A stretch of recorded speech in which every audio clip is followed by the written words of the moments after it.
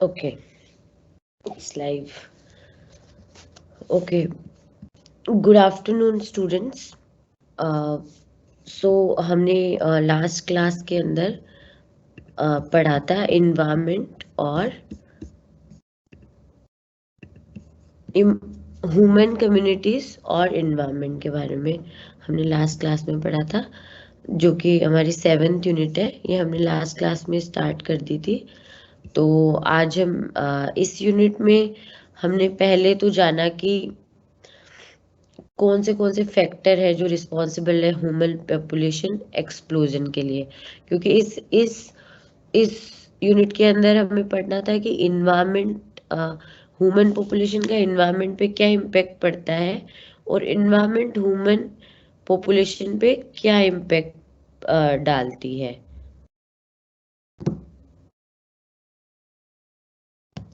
और तो इस चीज को पढ़ने के लिए हमने सबसे पहले पहले देखा कि जैसे ह्यूमन पॉपुलेशन ग्रोथ ज्यादा हुआ तो उसका इम्पैक्ट क्या हुआ एनवायरनमेंट पे, उसके क्या नेगेटिव इम्पैक्ट्स हुए, है ना।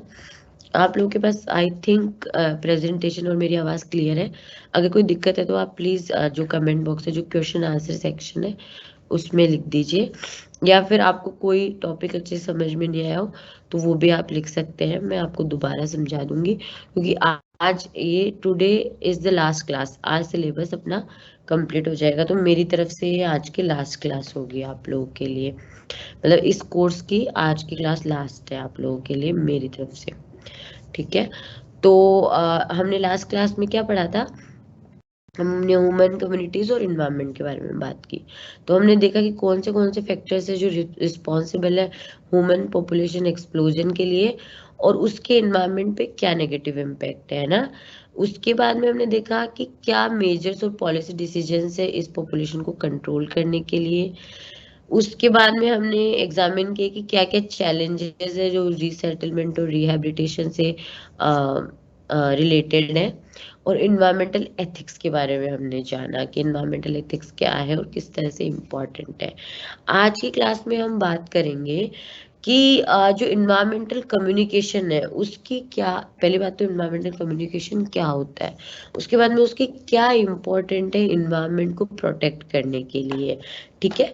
उसके बाद में हम बात करेंगे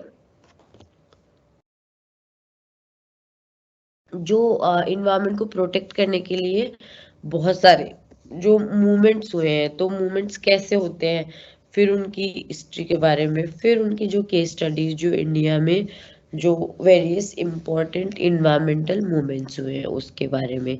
उसके बाद में हम बात करेंगे जो ministry of environment forest and climate change है उसके क्या क्या इनिशिएटिव्स हैं और कुछ people centric environmental communication and environmental awareness के स्टडीज के बारे में हम बात करेंगे आज की क्लास में, ठीक है। तो ये सब हम पढ़ चुके हैं कि पॉपुलेशन ग्रोथ का क्या इम्पैक्ट हुआ है ना, फिर किस तरह से हमारे कॉमन जो रिसोर्सेज हैं वो किस तरह से डेंजर में है। क्योंकि देखो अगर इन्वायरमेंट, एक जना अगर इन्वायरमेंट का कोई लॉस करता है, नुकसान पहुंचाता है, तो वो लॉस तो सभी लोगों को होता है ना इनडायरेक्टली, इन्वायरमेंट को अगर लॉस हो रहा है, क्योंकि ये हमारा कॉमन रिसोर्सेज है। क्योंकि अगर ये मान लो अगर यूएस ज्यादा पोल्यूशन कर रहा है ना, तो भी लेकिन वो पूरी हवा में तो वो पोल्यूशन फैल रहा है ना कहीं क्लाइमेट चेंज हो रहा है, कार्बन डाइऑक्साइड की मात्रा बढ़ रही है, ग्लेशियर्स पिघल रहे हैं, या रेन पैटर्न में चेंजेस हो रहे हैं, टेम्परेचर में चेंजेस हो रहे हैं, तो वो सभी को पता चल रही है ना वो चीजें, उसका नुकसान या फायदा वो सभी को होगा। तो इस तरह से अगर जंगल कोई एक आदमी काटता है ना, कोई एक स्कीम में करते हैं, लेकिन नुकसान तो आसपास रहने वाले सभी लोगों को होता है ना उसको। तो इस तरह से ये हमारी कॉमन प्रॉपर्टीज है, चाहे इसका लॉस कोई भी करे चाहे कोई सेव कोई भी करे, तो उसका फायदा है नुकसान कॉमन है। तो इसलिए हम सबकी कॉमन रिस्पॉन्सिबिलिटी बनती है इसको प्रोटेक्ट करने की। तो हमने देखा कि किस तरह से हमारे जो कॉमन है रिसोर्सेज है लाइक बायोडाइवर्सिटी वो डेंजर में है, किस तरह से ग्लोबल वार्मिंग हो रही है। फिर हमने जाना कि सस्टेनेबल डेवलपमेंट क्या होता है, कि जब हम इन्वायरमेंट को, इकोनॉमिक्स को और सोशल जो डेवलपमेंट है तीनों को एक साथ लेके चले, तो इस डेवलपमेंट को हम बोलते हैं सस्टेनेबल डेवलपमेंट। ठीक है, फिर हमने पॉपुलेशन कंट्रोल के उसके बाद उसको किस तरह से क्या क्या मेजर्स किए जा सकते हैं पॉपुलेशन कंट्रोल के लिए, उसके बारे में बात की। उसके बाद में हमने कार्बन फुटप्रिंट्स जाना क्या होता है, फिर हमने इन्वायरमेंटल एथिक्स की बात की है ना। उसके बाद में हमने रिहेबिलिमेंट और रिहेबिलिटेशन के बारे में बात की है ना, कि किस तरह से हम रीसेटलमेंट और रिहेबिलिटेशन क्या होता है। जो अगर कोई बड़ा प्रोजेक्ट हुआ है उसकी वजह से बहुत सारे लोगों को एक जगह से दूसरी जगह पे सेटल करना पड़ रहा है, तो उसे हम सेटलमेंट कहते हैं। और दोबारा से वहाँ पे जो रिसोर्सेज हैं या जो फैसिलिटीज है उनको दोबारा से रिज्यूम करने को हम रिहैबिलिटेशन कहते हैं। तो है ना, इसके क्या क्या मतलब किस तरह से क्यों होता है, जैसे कि बड़े बड़े जो लार्ज प्रोजेक्ट्स होते हैं उनकी वजह से, जो लार्ज प्रोजेक्ट्स होते हैं जैसे कि माइनिंग, हाईवे बनना या कोई नेशनल पार्क का वहाँ पे नोटिफिकेशन आ गया तो वहाँ के कोर एरिया से हमें बहुत सारे लोगों को वहां से रिप्लेस करना पड़ता है। कोई डैम बन रहा है तो इस तरह की चीजों पे बहुत एक लार्ज पॉपुलेशन इससे एक्सपोज होती है, इसके जो इफेक्ट्स होते हैं उसकी वजह से। और उससे तो उसकी वजह से काफी दिक्कत भी आती है ना। तो इसमें एक टेरी डैम का जैसे एक इश्यू था, तो उसमें क्या था कि 100 विलेजेस थे जो कि उससे इफेक्ट हो रहे थे है ना। फिर उस तो इसलिए उस पे फिर काफी सारे, फिर वहां पे एक मूवमेंट भी हुआ बहुत बहुत बड़ा टेरी डैम की वजह से, रिप्लेसमेंट की वजह से। फिर लोगों को उनके राइट्स मिले और फिर बकायदा गाइडलाइंस आई कि किस तरह से रीसेटलमेंट और रिहैबिलिटेशन होना जरूरी है अगर लार्ज अमाउंट में लोग इफेक्ट हो रहे हो तो। फिर नर्मदा बचाओ आंदोलन हुआ, जिसमें भी इंडिजिनियस लोगों ने अपनी जो लैंड है वो ना, और उनके जो क्या राइट है ना, उसके बारे में बात की और उसकी क्या इम्पोर्टेंस है। अब जैसे कोई बड़ा ऐसा प्रोजेक्ट होता है जिसमें कि हमें रीसेटलमेंट करना पड़ता है, तो उसमें क्या क्या चीजें इंक्लूड होती हैं। उसमें एक रीसेटलमेंट का पूरा पैकेज होता है जिसके अंदर कंपनसेशंस होते हैं है ना, मॉनेटरी रूप में, पैसों के रूप में। फिजिकल रिहेबिलिटेशन होता है कि जहाँ पे वापस रिहेबिलिटेशन हो रहा है वहाँ पे कंस्ट्रक्शन हो रेजिडेंशियल हाउसेस का, सैनिटरी फैसिलिटीज हो, कैटल शेड हो, एग्रीकल्चर या हॉर्टिकल्चर लैंड हो, और ट्रांसपोर्टेशन का एक, या जहाँ वहाँ से दूसरी जगह पे अगर ट्रांसपोर्ट करें, डिस्प्लेस करें लोगों को, तो उसके लिए ग्रांट दिया जाता है ना। उसके अलावा जो विलेज के लिए जो बेसिक इंफ्रास्ट्रक्चर है जैसे कि ग्रेजिंग लैंड्स, रोड है ना, पावर और water supply, construction of school, panchayat भवन, सैनिटेशन एंड सीवेज फैसिलिटीज, इनका भी दोबारा से डेवलपमेंट किया जाता है। इकोनॉमिक रिहैबिलिटेशन में क्या होता है कि उन फैमिलीज को कुछ इंसेंटिव दिए जाते हैं, फिर उनको एग्रीकल्चर एक्टिविटीज में नई चीजें सिखाई जाती है, एग्रीकल्चर लैंड दी जाती है उन लोगों को। तो इस तरह से ये रिहैबिलिटेशन और रिसेटलमेंट होता है।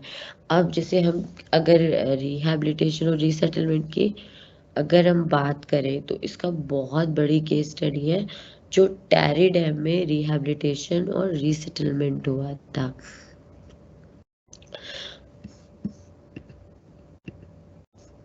वन सेकेंड ना, मैं एक बार चेक कर लेती हूँ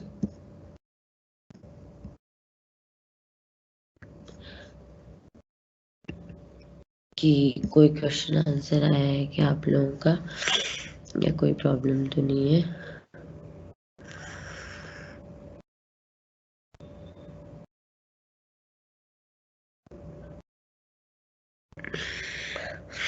किसी स्टूडेंट ने एग्जाम से रिलेटेड क्वेश्चन पूछा है, तो आपके जो भी क्वेश्चंस है, सिलेबस, एग्जाम या कोई चीज़ समझ में नहीं आई हो, वो सब आप क्वेश्चन आंसर सेक्शन में प्लीज़ पुट कर दो। मैं सारे क्वेश्चन एक साथ एंड में एड्रेस करूँगी, ठीक है। लास्ट की जो 10 मिनट होगी उसमें मैं सारे क्वेश्चंस एड्रेस करूँगी, ओके।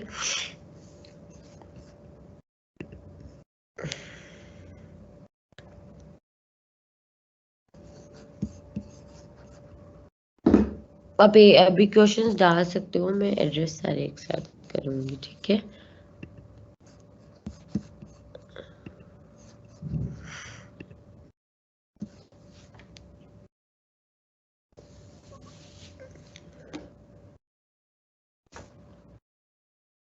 सो हम बात कर रहे थे एक मिनट, सॉरी कैमरा ऑफ हो गया। तो हम बात कर रहे थे रिहेबिलिटेशन और रीसेटलमेंट के बारे में, ठीक है।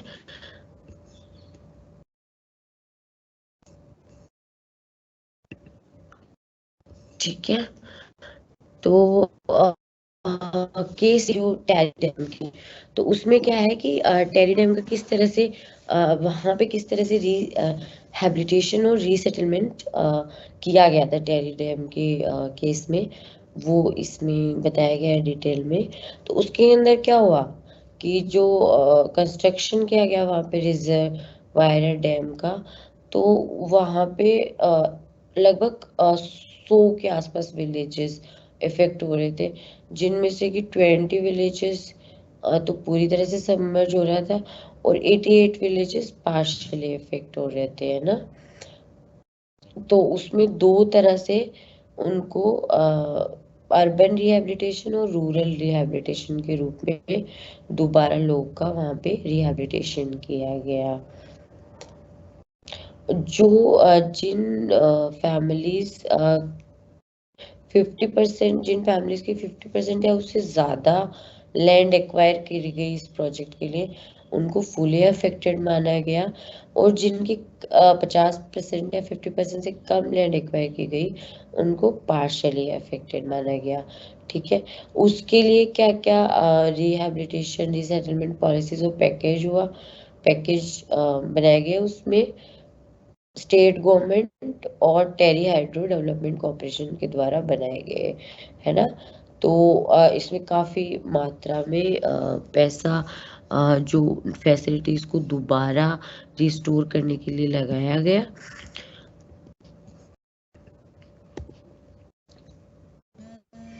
ठीक है,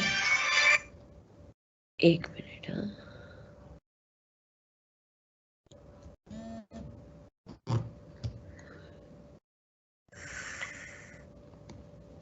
ओके। सो तो ये इस तरह से टेरी डैम का एक बड़ा ये रिहैबिलिटेशन और रीसेटलमेंट का एक केस स्टडी है। अब इसके बाद में हम बात करेंगे इन्वायरमेंटल अवेयरनेस और मूवमेंट्स के बारे में, है ना, कि किस तरह से इन्वायरमेंटल अवेयरनेस की इम्पोर्टेंस है और कौन से इन्वायरमेंटल मूवमेंट्स हुए हैं इंडिया में। तो जो इफेक्टिव कम्युनिकेशन है ना, लोगों के बीच में आपस में जो थॉट्स का या विचारों का जो लेन देन होता है, जो एक्सचेंज होता है, that is very important for कोई भी इन्वायरमेंट या साइंटिफिक मैसेज देने के लिए, किसी लोकल लेवल पे या नेशनल लेवल पे या ग्लोबल लेवल के इनफैक्ट। तो उसमें सबसे पहले इन्वायरमेंटल मूवमेंट या इन्वायरमेंटल अवेयरनेस के बारे में कैसे बात हुई। सबसे पहले बात हुई एक बुक आई रिचर्ड कार्सन की 1962 में, साइलेंट स्प्रिंग। तो इसमें क्या बात करी गई, जो केमिकल जो पेस्टिसाइड्स होते हैं, DDH वगैरह, ये सब इनके जो इफेक्ट्स हैं, इनके क्या क्या इफेक्ट्स हैं केमिकल्स के, पेस्टिसाइड्स के, किस तरह से ये बर्ड्स के अंदर इफेक्ट डालते हैं, किस तरह से ये बायोक्यूमुलेट होते हैं फूड चेन में, मैमल्स को इफेक्ट डालते हैं, उसके बारे में इसमें बात की गई इस किताब में पहले बार एक लार्ज स्केल पे। तो बात हुई इन्वायरमेंट मूवमेंट या इन्वायरमेंट अवेयरनेस के बारे में। फिर अलेक्जेंडर फ्लोर ने इन्वायरमेंटल कम्युनिकेशन को एक सिग्निफिकेंट एलिमेंट की तरह इन्वायरमेंट साइंस में माना है ना। और इन्वायरमेंटल इस बुक का नाम था, इन्होंने एक बुक भी लिखी इस पे, environmental communication principle approaches and strategies, कि इन्वायरमेंटल कम्युनिकेशन के लिए क्या क्या चीज़ें ज़रूरी है, किस तरह से हम इसको बेटर बना सकते हैं और क्या फ्यूचर स्ट्रैटेजीज होनी चाहिए इसके लिए। अब इनका मानना है कि मतलब एक अफेक्टिव तरह से कम्युनिकेशन स्ट्रेटजी जो होती है इन्वायरमेंट या किसी भी इशू को लेके, उसके दो मेजर अजम्पशंस होते हैं। एक तो पब्लिक अवेयरनेस है ना, वो चेंज कर सकती है लोगों का बिहेवियर, है ना। और इस तरह से हमको जो लोगों का बिहेवियर को इन्फ्लुएंस करना है या चेंज करने के लिए, we need sustain long term efforts, है ना। ऐसा नहीं कि एक बार हमने अवेयरनेस कैंपेन फैलाया और लोगों का बिहेवियर चेंज हो गया। तो सस्टेन और लॉन्ग टर्म एफर्ट्स होने चाहिए इन्वायरमेंटल अवेयरनेस के लिए। अब किस तरह से इंडियन हिस्ट्री में इन्वायरमेंटल मूवमेंट्स हुए, तो हम अभी बेसिकली इंडियन हिस्ट्री पे फोकस करेंगे, कौन से इन्वायरमेंट मूवमेंट हुए और क्या उनकी हिस्ट्री रही, किस तरह से वो शुरू हुए। तो इंडिया ने काफ़ी सारे इन्वायरमेंटल इश्यूज को देखा है, फेस किया है।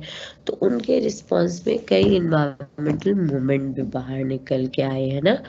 तो उनमें क्या क्या चीज़ें मेजर थी, जैसे कि स्पीशीज का लॉस एक्वेटिक लाइफ में, फॉरेस्ट का कम होना, लॉस डिफॉरेस्टेशन बोल सकते हैं, हेरिटेज साइट का लॉस होना, इकोलॉजिकल रेफ्यूजीज का रिहेबिलिटेशन होना, एयर एंड वाटर क्वालिटी का डिग्रेड होना, बायोडाइवर्सिटी का कम होना, इस तरह के इश्यूज इंडिया में काफ़ी फेस किए गए हैं।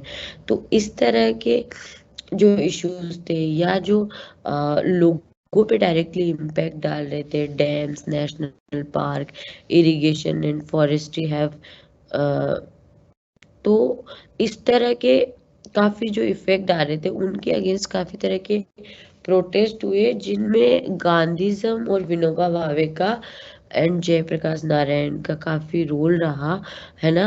उन लोगों के जिस तरह के एक गांधी का जो एक प्रोटेस्ट करने का तरीका था, उससे काफ़ी तरह के इन्वायरमेंटल मूवमेंट उस तरीके से इफेक्टेड रहे।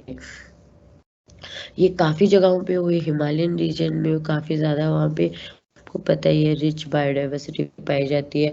सबसे हाईली इस वर्ल्ड का सबसे हाईली डेंस्ड कोई माउंटेन सिस्टम है जहाँ पे सबसे हाईएस्ट पॉपुलेशन रहते हैं, दैट इज हिमालयन रीजन। तो यहाँ पे ऑब्वियसली कुछ भी होगा तो लोगों पे एक इम्पैक्ट पड़ेगा, और काफ़ी वहाँ के लोग किस तरह से नेचुरल क्लाइमेटीज के लिए या क्लाइमेट चेंज के लिए बहुत वनरेबल भी हैं, क्योंकि वो ऐसे जियोग्राफिकल रीजन में रहते हैं। फिर नर्मदा सागर में, झारखंड में भी इस तरह के मूवमेंट हुए, जहाँ पे काफ़ी मात्रा में नेचुरल रिसोर्सेज, जंगल पाए जाते हैं, और वहाँ पे बहुत ज़्यादा आदिवासी रहते हैं जो जल जंगल जमीन से अभी भी जुड़े हुए हैं, और उन पे एक वो उनसे फ़ायदा लेते हैं नेचुरल रिसोर्सेज को, और वो नेचुरल रिसोर्सेज को कंजर्व करते हैं और कहीं ना कहीं अपना अधिकार समझते हैं उन पे। तो एक बहुत ही कॉम्प्लेक्स टॉपिक है और कॉम्प्लेक्स रिलेशनशिप है ह्यूमन का एनवायरनमेंट के साथ में। तो इस तरह के मूवमेंट्स हुए, उनमें फेमस जो इन्वायरमेंटलिस्ट थे जिन्होंने इन मूवमेंट्स को, इन थॉट प्रोसेसेस को, इन्वायरमेंटल कम्युनिकेशन को इंडिया में इस्टेब्लिश किया, उनमें नाम आता है सुंदरलाल बहुगुणा जो कि चिपको मूवमेंट से जुड़े हुए थे। उसके अलावा मेघा पाटकर का नाम आता है इसमें, जो कि नर्मदा बचाओ आंदोलन में बहुत उनकी अहम भूमिका थी। स्वामी अग्निवेश का नाम आता है, रामचंद्र गुहा का नाम आता है, वंदना शिवा, मेनका गांधी, सीपी भट्ट, अन्ना हजारे एंड अरुंधति रॉय, ये लोग जिन्होंने इन्वायरमेंट के बारे में बात की है।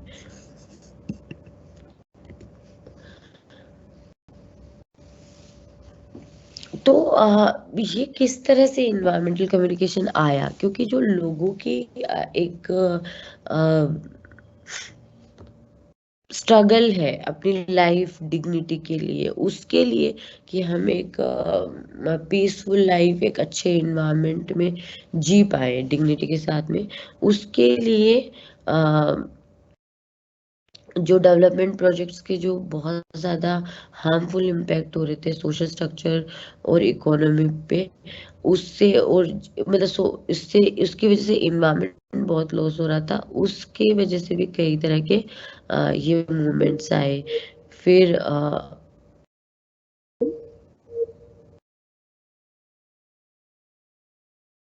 क्या कोई प्रॉब्लम आ गई थी क्या बीच में? होल्ड पे दिखा रहा था। इज इट ओके ना?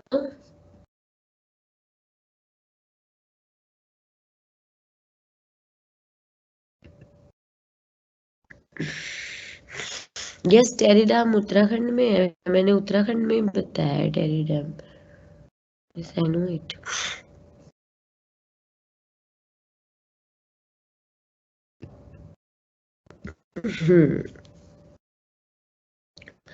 So, environment can be defined as a social और पॉलिटिकल मूवमेंट, ये दोनों तरह के मूवमेंट हो सकते हैं जो इन्वायरमेंटल कंजर्वेशन और इम्प्रूवमेंट के बारे में बात करें।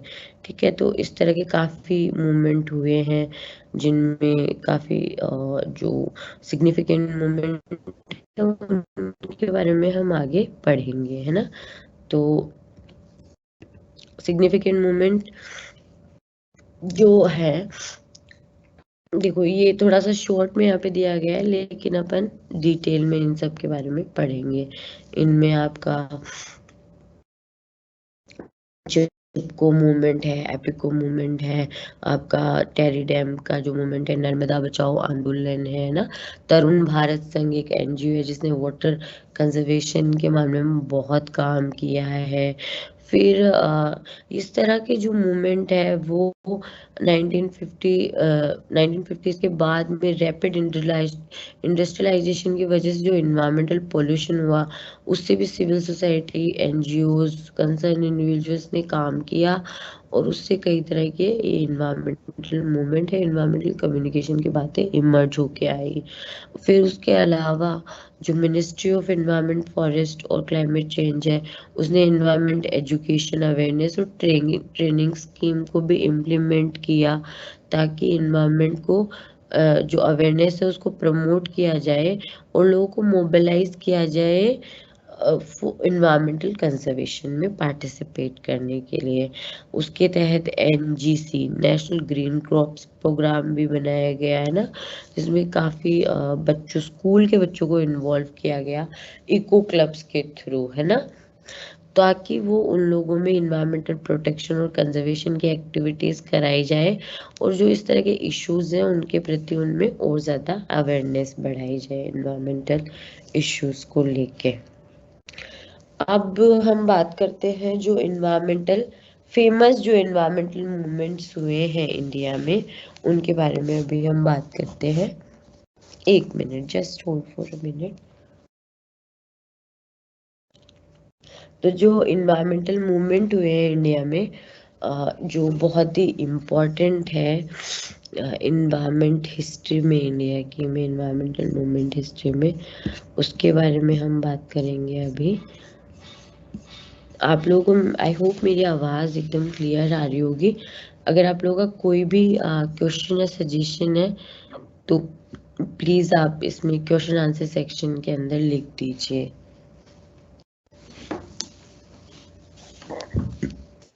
मैं सारे क्वेश्चन आंसर लास्ट में एड्रेस करूंगी, लेकिन कोई क्वेश्चन है या कोई ऐसी चीज़ है जो आपको लगता है कि आई शुड एक्सप्लेन मोर, मे मतलब later on, but I will explain it, है ना। आज मेरी लास्ट क्लास है, तो कोई टॉपिक है जिसमें आपको डाउट हो तो आप मुझसे उसके बारे में भी बात कर सकते हैं। एक मिनट, ओके। वो बीच में ना कॉल होल्ड पे हुआ था, तो आप लोग प्लीज़ मुझे बता दीजिए कि अभी मेरी वॉइस और वीडियो क्लियर है कि नहीं। एक बार क्वेश्चन आंसर सेक्शन में आप लोग बता देंगे तो मुझे पता चल जाएगा, है ना। बाकी मैं कंटिन्यू क्लास ले ही रही हूँ फिर। तो हम बात कर रहे हैं जो इन्वायरमेंटल मूवमेंट्स है इम्पोर्टेंट, जो कि स्टडीज है इंडियन सिनेरियो में जो इम्पोर्टेंट है।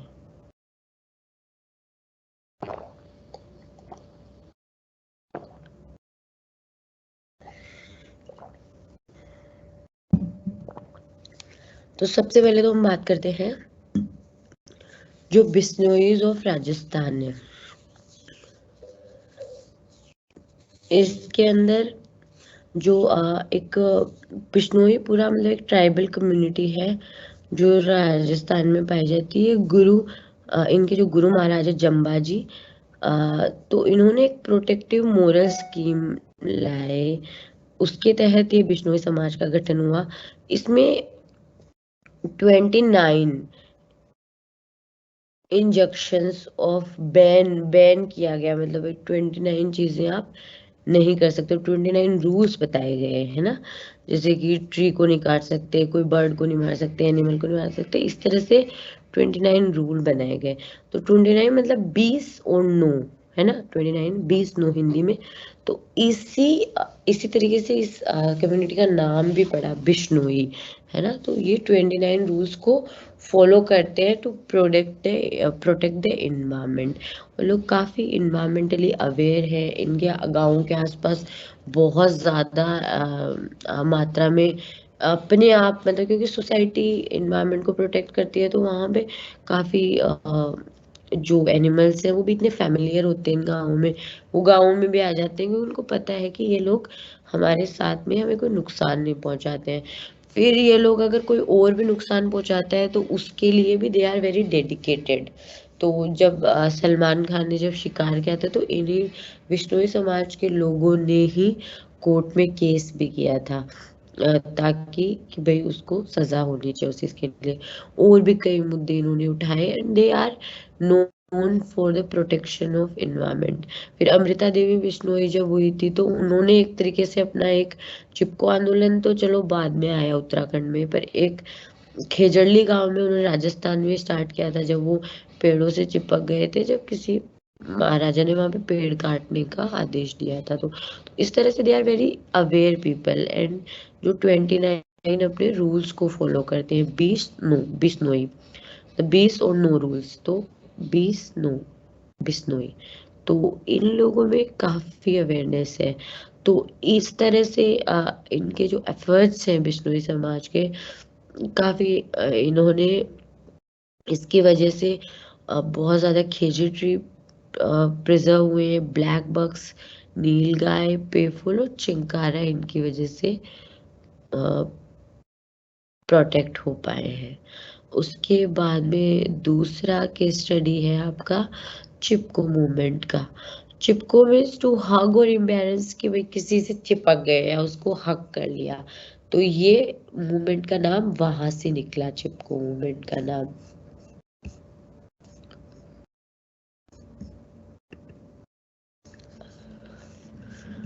तो चिपको मूवमेंट का नाम निकला कि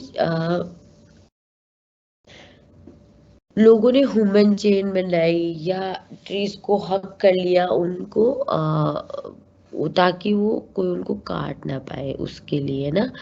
और ये एक गांधीयन जो फिलोसफी है नॉन वायलेंस की, उसके ऊपर, क्योंकि जब सुंदरलाल बहुगुणा ने इन्होंने ये जो स्टार्ट भी किया था, ये मतलब बहुत बड़े नायक माने जाते हैं चिपको आंदोलन में। He is a Gandhian person. तो ये मिड वेस्टर्न हिमालयन में, वहाँ अलकनंदा कैचमेंट एरिया में, अनकनंदा अलकनंदा कैचमेंट एरिया में ये हुआ था, है ना। क्योंकि लोगों का डिफोरेस्टेशन की वजह से लोगों का लाइवलीहुड, जो लोकल कम्युनिटीज उस पर डिपेंडेंट है, उनका तो लाइवलीहुड भी कहीं ना कहीं वहीं से आता है, फॉरेस्ट्री। तो डिफोरेस्टेशन से उनका लाइवलीहुड भी इम्पैक्ट हो रहा था। तो इसमें आपके चिपको आंदोलन में सुंदरलाल बहुगुणा जो लीडर थे, इन्होंने काफी सारे मैसेजेस अवेयरनेस स्प्रेड करने के लिए हिमालयन फुटहिल्स में काफी अपना दौरा किया। काफी सारे वहां पे रैल, मतलब एक तरीके से वहां पे मैसेज स्प्रेड करने के लिए इन्होंने अपना ट्रैवल किया वहाँ पे लोगों में बेयर फुटेड। तो इस तरह से फिर इस जो मूवमेंट को, इसकी वजह जो इन्वायरमेंट प्रोटेक्शन हुआ, जो इन्वायरमेंट के लिए अवेयरनेस फैली, उसको United nation conference on human environment जो स्टॉकहोम में पहली कॉन्फ्रेंस हुई थी सबसे बड़ी 1972 में, इसमें भी इसको ग्लोबल लेवल पे रिकॉग्नाइज किया गया था। इसके बाद में हम बात करते हैं एपिको मूवमेंट की। तो Appiko movement is what? It is आपको और एपिको इसको बोल सकते हैं हम। ये मूवमेंट एक तरह से कर्नाटका का मतलब चिपको मूवमेंट है, जैसे Kannada version of the northern Chipko movement. तो ये वेस्टर्न घाट को बचाने के लिए किया गया है ना। तो इस इन लोगों ने काफी पॉलिटिशियन का, फॉरेस्ट डिपार्टमेंट का, उनको एक्सपोज किया कि किस तरह से वो कॉन्ट्रैक्टर्स को इन्वायरमेंटल जो डिग्रेडेशन है उसको करने को अलाउ करते हैं, किस तरह से परमिट्स देते हैं, इस पे बात की गई। ठीक है। इन्होंने काफी जिस तरह से फिर अवेयरनेस फैली या जिस तरह से कोर्ट केस भी हुए, काफी चीजें हुई। तो the movement is very successful in protecting medicinal trees, जो आपको वेस्टर्न घाट में इंडिजिनियस ट्रीज पाए जाते हैं, बैम्बू ट्रीज को, नेचुरल जो वहाँ का फॉरेस्ट कवर है ना, उसको प्रोटेक्ट करने में ये काफी मूवमेंट एक सक्सेसफुल रहा। और इस तरह के जो प्रोजेक्ट थे उनको भी बंद करना पड़ा, जिससे कि वेस्टर्न घाट में यहाँ पे नुकसान हो रहा था।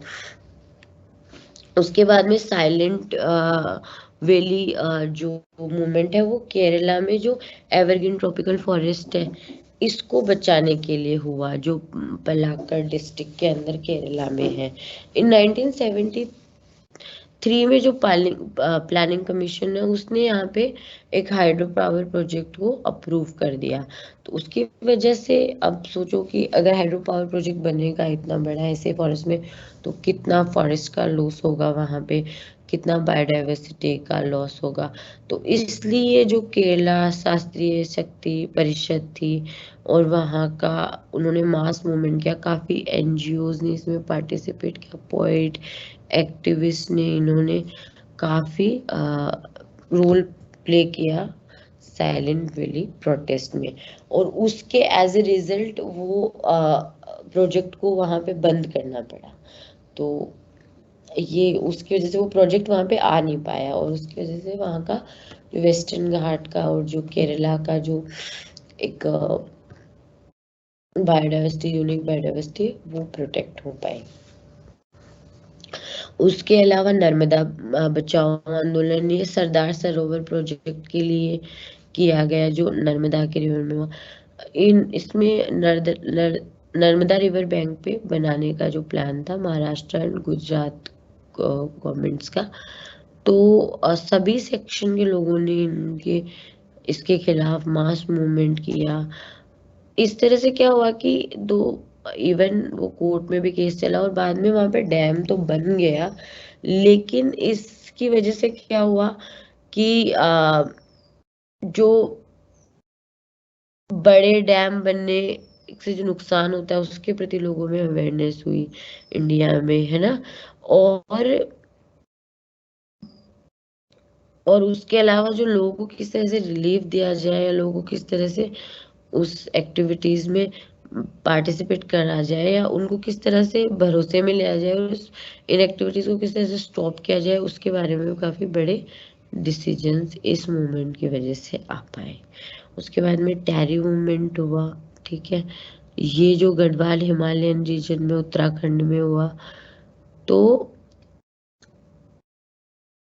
इससे भी लोगों में ऑल ओवर द वर्ल्ड काफी कॉन्शियसनेस जगी, लोगों को पता चला इन्वायरमेंटल इश्यूज के बारे में।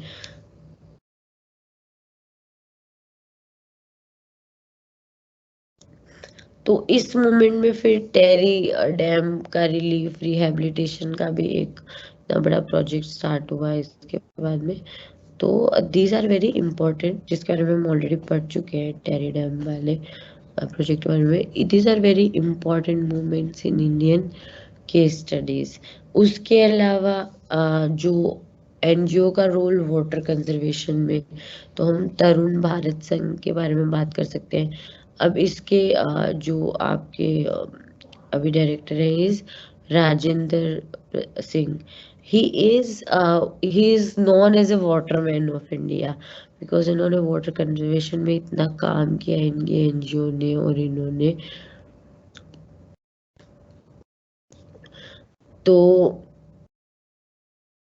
ये स्टॉकहोम वाटर प्राइज भी मिल चुका है इस कंजर्वेशन को 2015 में। So they basically this organisation use local जो लोग हैं, इंडिजिनियस जो नॉलेज है, उनका जो नॉलेज है, उनका जो एक्सपीरियंस है, उसको एक सिस्टमेटिक तरीके से बड़े स्केल पे किस तरह से इन्वायरमेंट या वाटर प्रोटेक्शन के लिए, वाटर कंजर्वेशन के लिए यूज किया जाए, इस पे ये एनजीओ काम करता है। उसके अलावा जो अर्बन और रूरल बेस्ड इन्वायरमेंटल मूवमेंट हुए, हमने बात की कि किस तरह से पोल्यूशन बढ़ा है 1950s के बाद में, इंडस्ट्रियलाइजेशन की वजह से एयर पोल्यूशन, वाटर पोल्यूशन। तो कई जो ऑर्गेनाइजेशन है, एनजीओज हैं, लॉयर्स हैं, साइंटिस्ट हैं, इन्वायरमेंटलिस्ट हैं, सोशल एक्टिविस्ट हैं, उन्होंने अर्बन और रूरल बेस्ड इन्वायरमेंटल मूवमेंट किए। सो क्यों मेजर सिटीज में जहाँ पे बहुत सारी इंडस्ट्रीज है, वहाँ पे सब जगह ये आपका इन्वायरमेंट की प्रॉब्लम हुई है, इन्वायरमेंटल डिग्रेडेशन की, वाटर और एयर पोल्यूशन की बहुत बड़ी दिक्कत इन सारी बेसिक बड़ी सिटीज के अंदर हुई है। तो उससे लोगों से उसको ऑब्वियसली नुकसान हो रहा है, तो उसमें उसके लिए अवेयरनेस के लिए काफ़ी सारे मूवमेंट हुए, काफ़ी सारी पीआईएल्स हुई, पब्लिक इंटरेस्ट लिटिगेशन, जिसके तहत हम अगर कोई मास पब्लिक से रिलेटेड इश्यूज है, तो हम डायरेक्टली सुप्रीम कोर्ट में जा सकते हैं, हाई कोर्ट में जा सकते हैं इन चीज़ों के लिए। तो इस तरह से जस्टिस कृष्णा अय्यर ने, कुलदीप सिंह, एडवोकेट एमसी मेहता, जिनकी मेहता कमेटी भी बनी थी, जो काफ़ी फेमस है, उन्होंने काफी इन्वायरमेंटल प्रोटेक्शन में अपना रोल अदा किया। फिर इसी मूवमेंट की वजह से सीएनजी व्हीकल्स जो दिल्ली में स्टार्ट हुए है ना, और एक स्वच्छ भारत अभियान भी काफी अभी सक्सेसफुल हो रहा है। इस तरह के अर्बन बेस्ड इन्वायरमेंटल मूवमेंट्स भी निकल के आए, इन्वायरमेंटल इनिशिएटिव्स इनको कह सकते हैं। तो इसके एग्जाम्पल के तौर पे एक तो है CNG vehicles initiative in India, in new Delhi.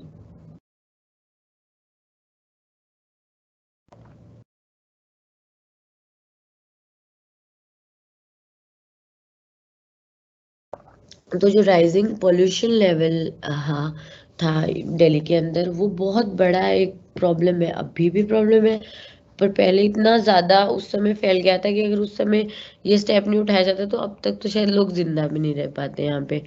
तो इतना ज्यादा पोल्यूशन अभी बढ़ गया है, बट वो बढ़ता ही जा रहा है।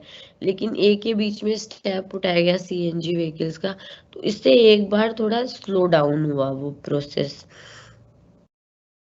तो एकदम से फिर सुप्रीम कोर्ट का ऑर्डर आया, सारे व्हीकल्स को, सारे कमर्शियल व्हीकल्स को सीएनजी व्हीकल्स में ट्रांसफर किया गया, और इससे बहुत बड़ा एक मिशन की तरह ये काम हुआ था उस समय दिल्ली के अंदर। फिर आपका स्वच्छ भारत अभियान है, जो 2 अक्टूबर 2014 को महात्मा गांधी का जो एक क्लीनलीनेस का जो एक आइडिया है, उसको लेके जो बना था। इसमें बेसिकली लोगों में इन्वायरमेंट के लिए कॉन्शियसनेस, इन्वायरमेंटल क्लीनलीनेस के लिए, इसकी इम्पोर्टेंस के लिए कॉन्शियसनेस, फिर एक्शन प्लान जो ministry of water and sanitation के द्वारा लिए गए हैं ना, सैनिटेशन फैसिलिटी बढ़ाने के लिए, ताकि उससे क्लीनलीनेस बढ़ पाए। तो इंडिया को ओपन डिफेक्शन फ्री बनाने का इसका एक इनिशिएटिव लिया गया, उसमें काम किया गया।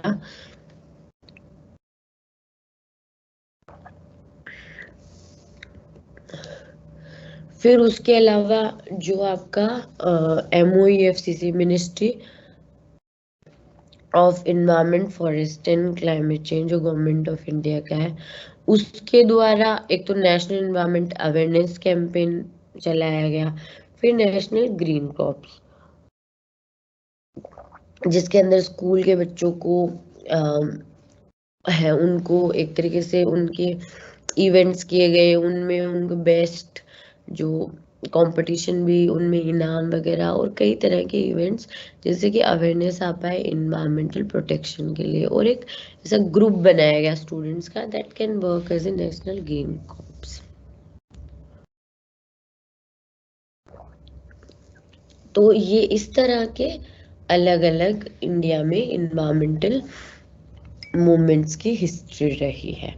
तो ये ह्यूमन पहले क्या नुकसान पहुंचा एनवायरनमेंट को, फिर किस तरह से एनवायरमेंटल प्रोटेक्शन के लिए ह्यूमन कम्युनिटी ने भी काम किया है, तो उसके बारे में कुल मिला के पूरा यूनिट था। अब आप लोग कोई भी अपना क्वेश्चन है या कोई टॉपिक आप अच्छे से दोबारा पढ़ना चाहते हैं तो प्लीज़ वो, मतलब उसके बारे में थोड़ा बहुत जानना चाहते हैं तो आप कमेंट सेक्शन में लिख दो, मैं अभी फटाफट से बता दूंगी।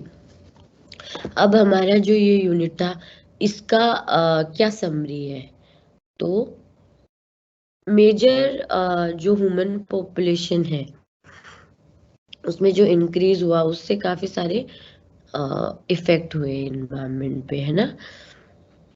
उससे काफी स्ट्रेस भी हुई है सोसाइटी पे, नेचुरल एनवायरनमेंट पे और इकोलॉजी पे। और टेक्नोलॉजी जो है उसने काफी इम्पोर्टेंट पार्ट क्रिएट किया है, जो प्रॉब्लम्स को मिटिगेट या सॉल्व करने के लिए। जो फ्यूचर है उसका प्रिडिक्शन तो डिफिकल्ट है, लेकिन जो अभी जो कुछ आने वाले लगभग 20-25 साल है वो बहुत इम्पोर्टेंट है। किस तरह से हम पोल्यूशन और ऐसे मुद्दों से डील कर पाएंगे ताकि ह्यूमन रेस का जो फ्यूचर है वो डिसाइड हो पाएगा। So thank you so much everyone, this is all, this is it all from my side. ये मेरे मेल आईडीज हैं दोनों, आप लिख सकते हो। आज की क्लास हमारी लास्ट क्लास है, बट इसके बाद भी मैं मेल पे अवेलेबल रहूंगी। अगर आपको कुछ भी सिलेबस और ईवीएस से रिलेटेड पूछना है तो प्लीज़ आप एग्ज़ाम से रिलेटेड कोई भी बात मुझसे ना पूछे, क्योंकि हम टीचर हैं, हमें केवल टीचिंग का काम दिया गया है। जो आपके एग्ज़ाम से रिलेटेड है, जो वहाँ का टेक्निकल स्टाफ है, जो एडमिनिस्ट्रेटिव स्टाफ है एसओएल का, वो उसका देखता है, आप उनसे कांटेक्ट करिए।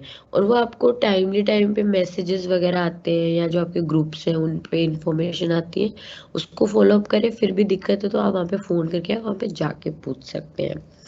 एक ये फेसबुक पेज है EVS SOLDU का, ये भी आप फॉलो कर सकते हैं।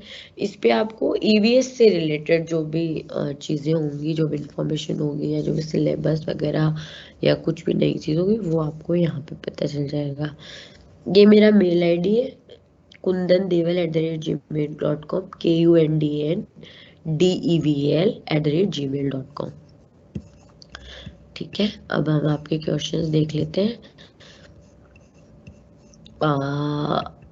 ये मेरा मेल आईडी मैं यहाँ पे लिख देती हूँ, प्लस जो अब तक की मैंने जो भी स्लाइड्स पढ़ाई है आपको, वो सारी पीपीटीज जो एसओएल का स्टडी मटेरियल है, और प्लस जो एक बुक है इरेक बरूचा के द्वारा लिखी गई, उस उन सबको मैंने आप लोगों को मतलब उन सबको एक जगह पे एक फोल्डर में डाल दिया है।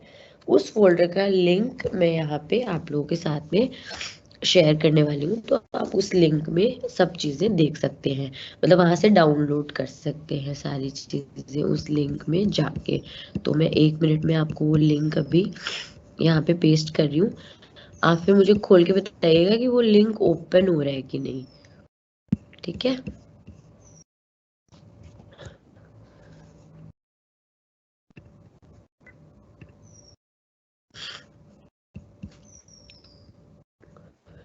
एक मिनट में आपको लिंक यहाँ पे कॉपी पेस्ट कर देती हूँ, और फिर आप मुझे वो लिंक बता दीजिए कि वो ओपन हो रहा है कि नहीं।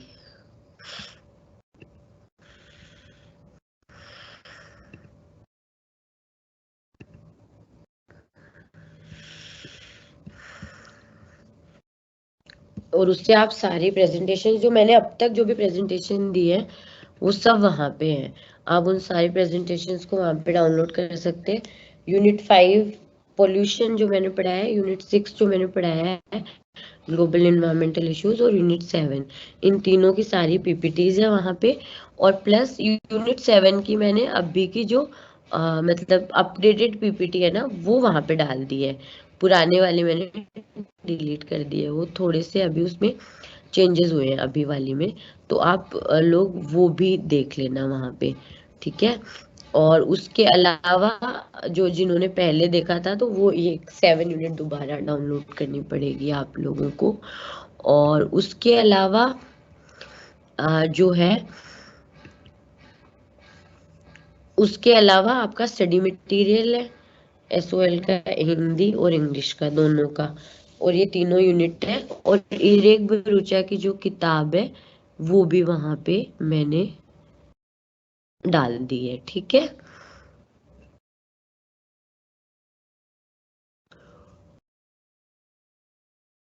ठीक है, मैं आपको अभी उसका लिंक यहाँ पे पेस्ट कर रही हूँ आपके क्वेश्चन आंसर सेक्शन में।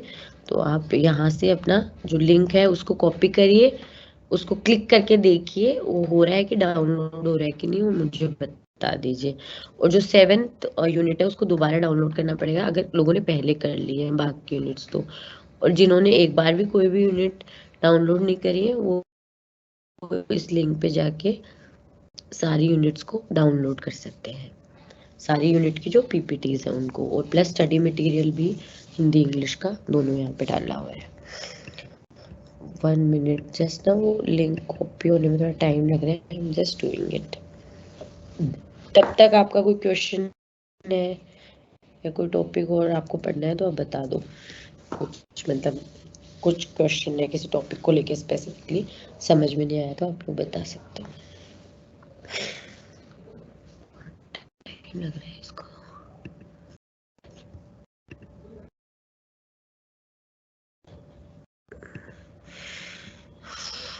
1 मिनट।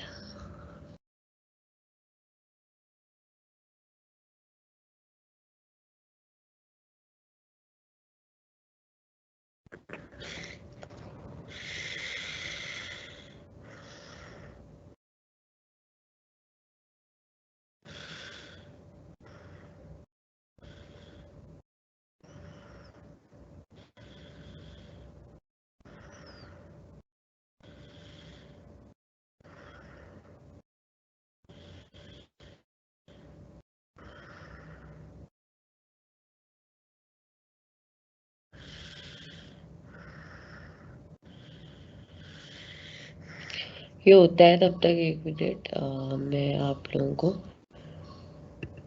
वो क्वेश्चन आंसर सेक्शन एक बार देख लेती हूँ लोगों के क्या क्या क्वेश्चन या सजेशंस आए हैं।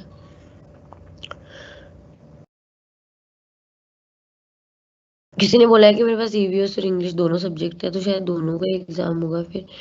ये आपको प्लीज एसओएल के ऑफिस से पता करना पड़ेगा, मुझे इस बारे में नहीं पता है। पर हाँ, आपके पास अगर आपने ईवीएस कंपलसरी सब्जेक्ट लिया है तो आपको ईवीएस का एग्जाम देना ही है। डेट शीट जो आई है उसमें जो डेट दी हुई है उसी पे एग्जाम होगा।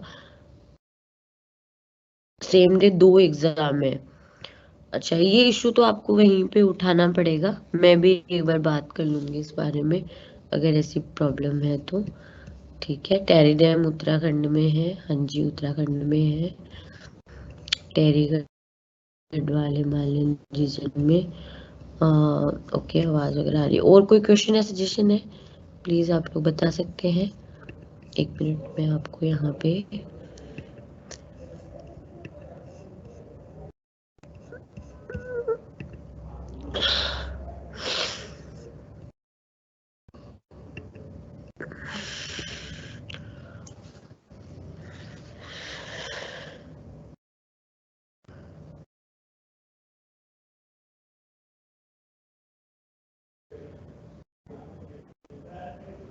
मैंने लास्ट क्लास में वैसे लिंक शेयर किया था जहाँ पे सारी प्रेजेंटेशंस है, बट अभी कुछ दिक्कत आ रही है।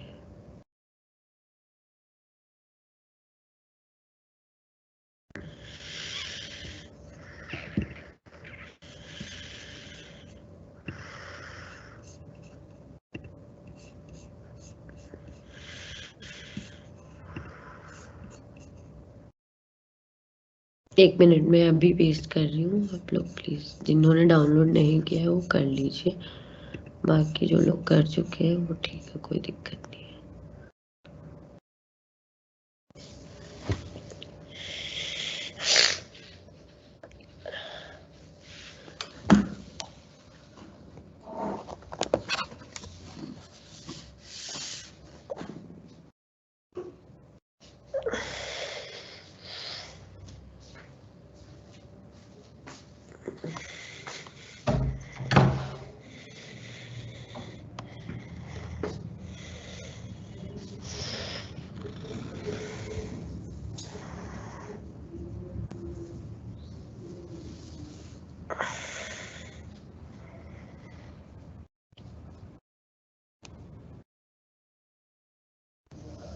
Hmm?